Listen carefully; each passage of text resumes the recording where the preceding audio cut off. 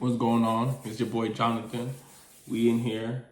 How you doing? I hope you've been taking care of yourself. It's an evil world we live in, coach. You know, I just feel like there is just an agenda that's trying to destroy the black community.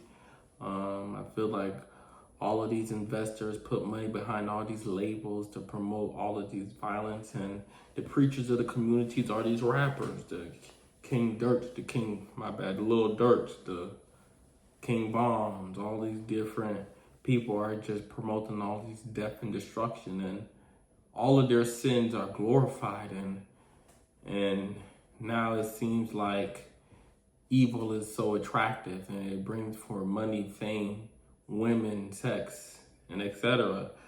But only thing that's been going on is just black on black crime, you know? It's just the only genre, hip hop is just the only genre that just promotes all of this destruction. My question to you is why? Like, why are we glorifying killing each other? Why is that a good thing? Why do you get some type of accolade out of it? I just feel like, you know, we just need to stand up and try to fight, you know what I mean? And plus the war on drugs.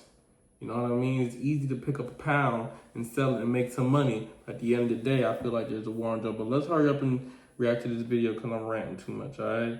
So we about to start this right now, okay? Let's go.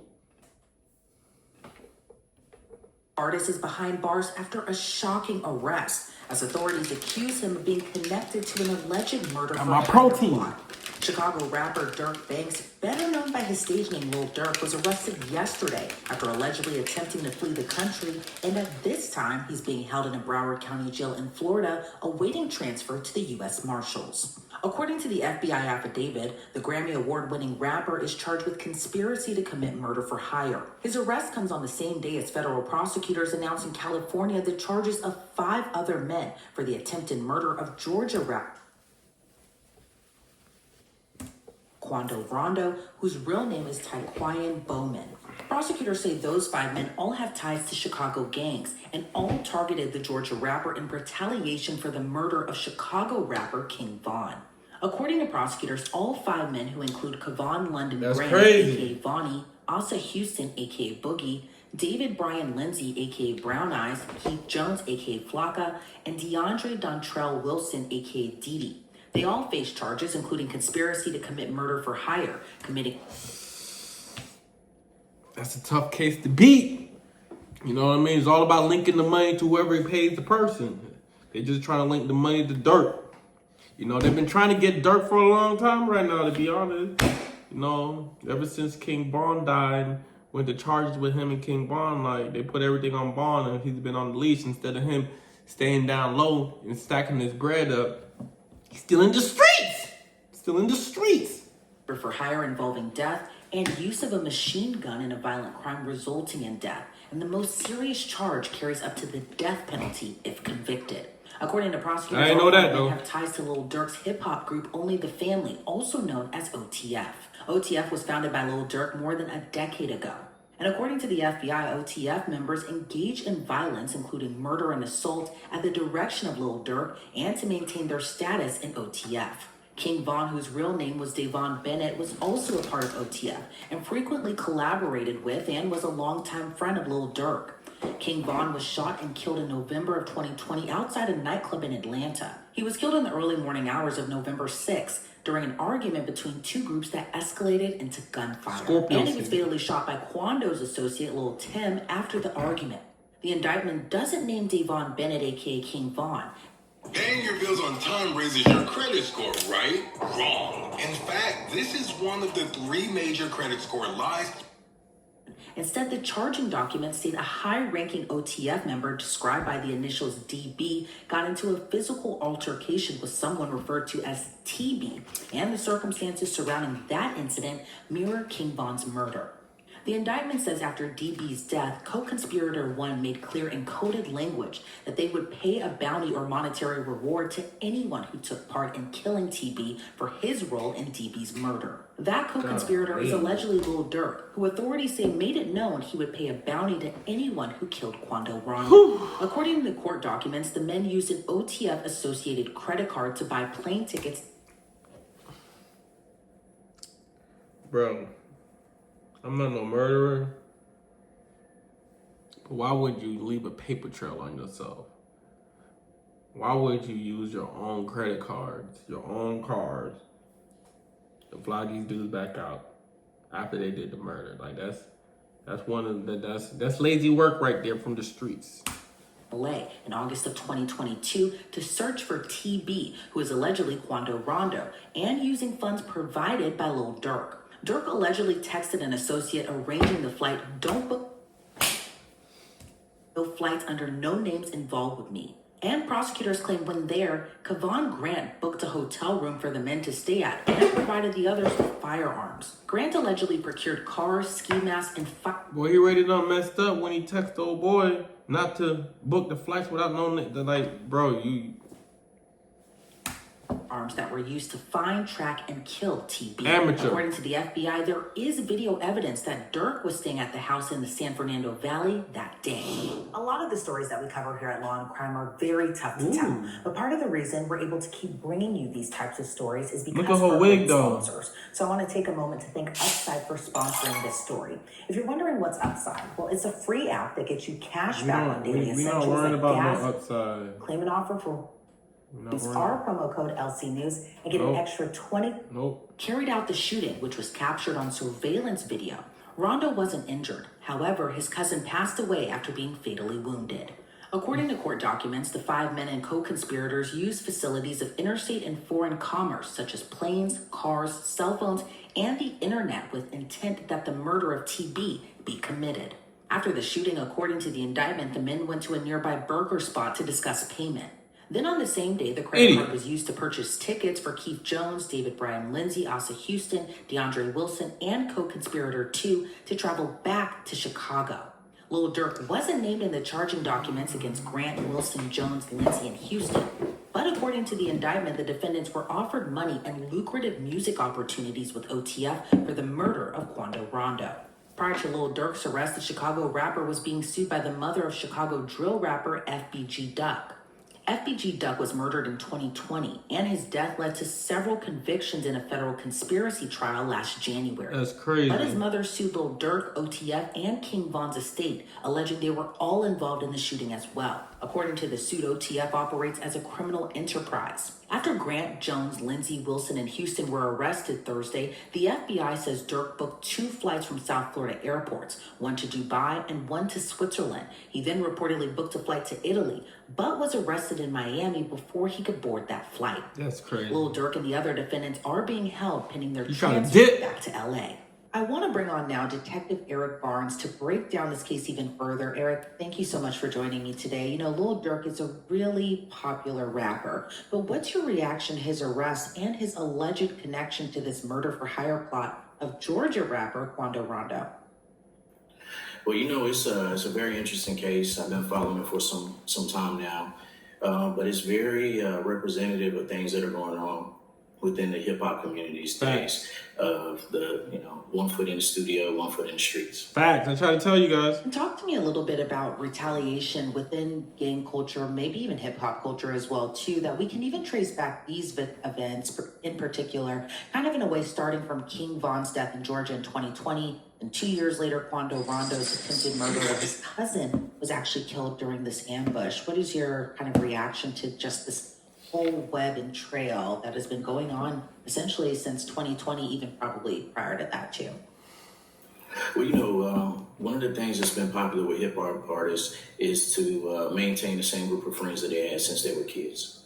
Maintaining that loyalty, not changing up and becoming a new person because you have fame.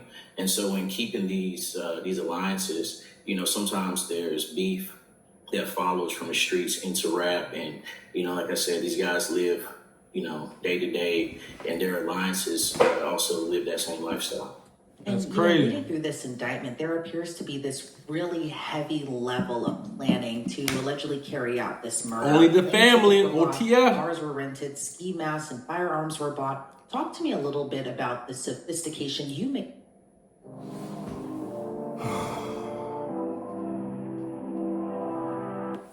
have noticed within the planning and these allegations.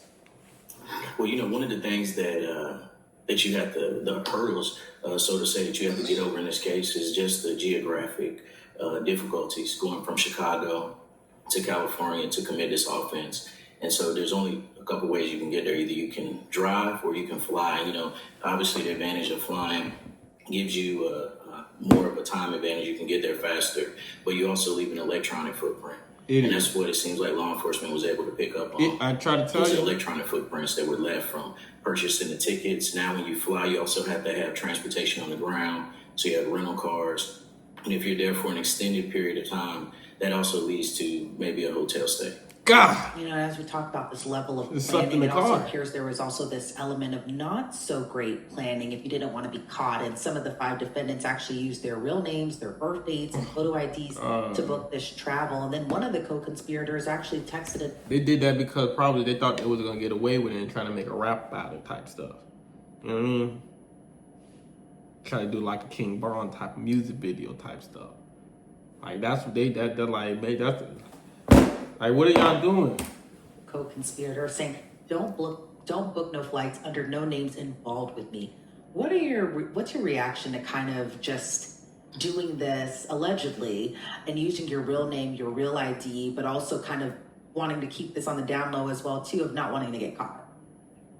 Well, I think that when I read over that, I was kind of surprised by that, with how unhidden that was. But I think also it plays to the element of what their motivation was. And it seemed that, there was some discussion of payment. And so sometimes individuals are so intrigued by being able to get their hands on whatever this payment is that they overlook small details, and leaving your name on a receipt or on a reservation is one of those things that they missed. When we see They missed a lot of things. cases, a lot of times, I think sometimes the defendants are allegedly always kind of wanting one specific target. But then there are some cases where someone else is hurt or killed, kind of in this focus of retaliation. What are your thoughts, given that Quando Rondo's cousin was actually killed when the murder was allegedly plotted for him? Rest in peace to all the dead people. Like, thou shalt not kill. I think it's always unfortunate that innocent people get caught in the line of fire. It's something that we deal with often within street violence. But I also think within the streets, there's also a mentality when there's a retaliation and gang culture that if you get caught riding with someone that I have beef with, then it just it's the rules of the streets. Like, you put yourself in that situation, and now you have to unfortunately reap the circumstances of it.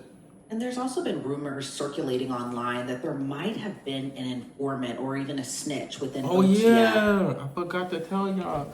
I heard that there was somebody that was wearing a wire. Like, one of them OTF members, only the family, was the feds. Can't trust the streets. May have revealed more to the feds. Do you think that's at all possible in this case, that they needed an informant on the inside to kind of give a scoop into kind of how everything was planned out and kind of how everything kind of came to fruition? Well, I know that there was very detailed information, and it definitely indicates that the investigators did a great job digging up surveillance footage and being able to uncover the shooters. intimate details. I don't know if there was an informant necessarily, but it seems that they do have some very personal details in their indictment. And given if there was possibly an informant, kind of how do they all play a role into this case? Because again, within the culture, a lot of times there is a no snitching policy. But what are your thoughts on whether or not there might have been an informant and kind of how that may have all came into this as well too? Well, the no snitching thing is very huge in the street and within the hip hop culture. But one thing that within the law enforcement community, when someone is looking at a significant sentence, which I think murder for hire either carries in some sort of situations, death penalty, and also life in prison, it's every man for himself at that moment. And so the old cliche of the first one to talk gets the best deal. Normally that way is very. If you've ever dreamed They of all an trying to apartment snitch right complex now. and you live near one of these cities, He ain't trying to you've die. got to see the same ad.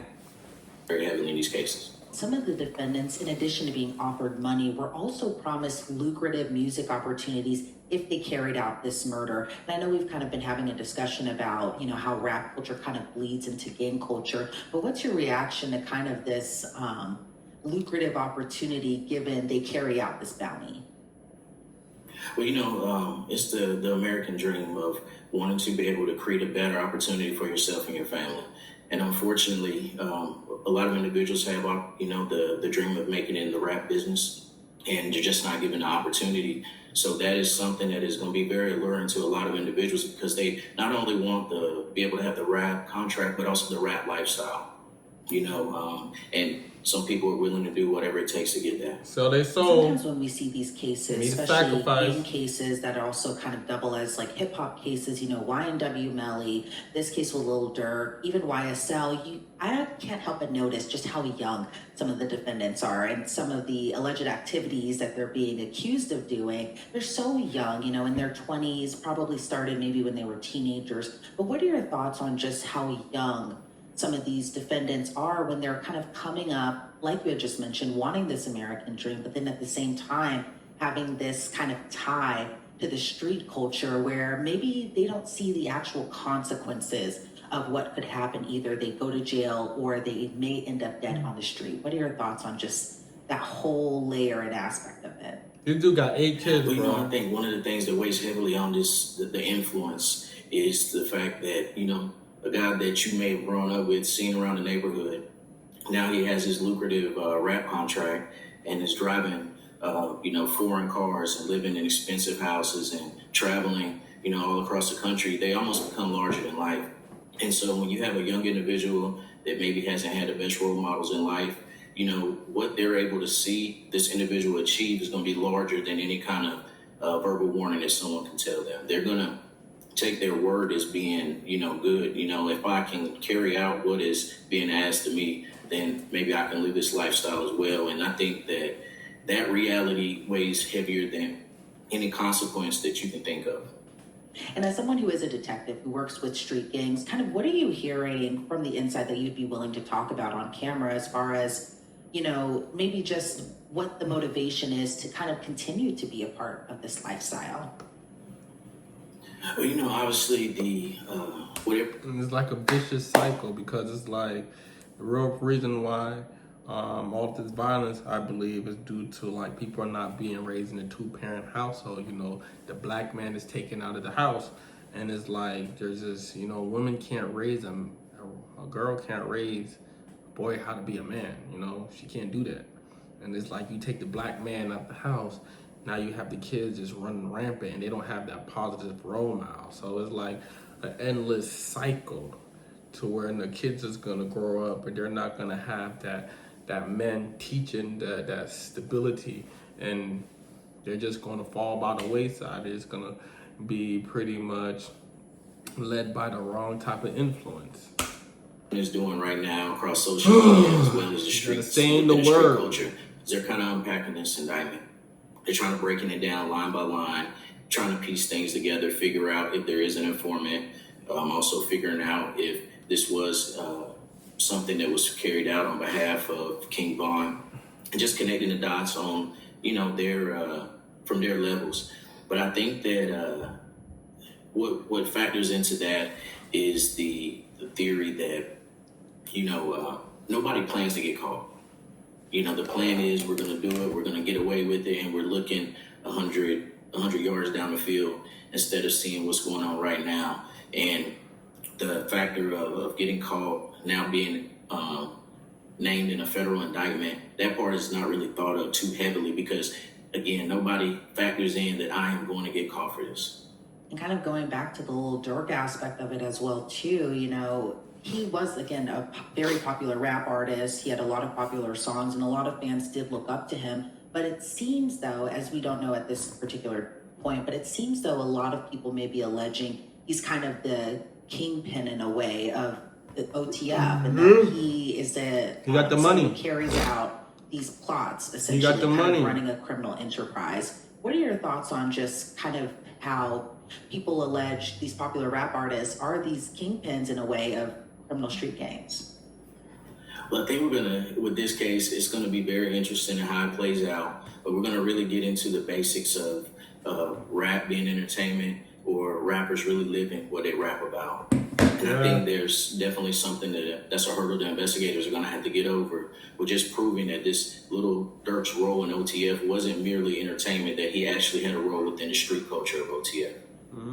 And do you see any other hurdles that investigators may come to find when they're kind of going through this case? Let's get through this, guys.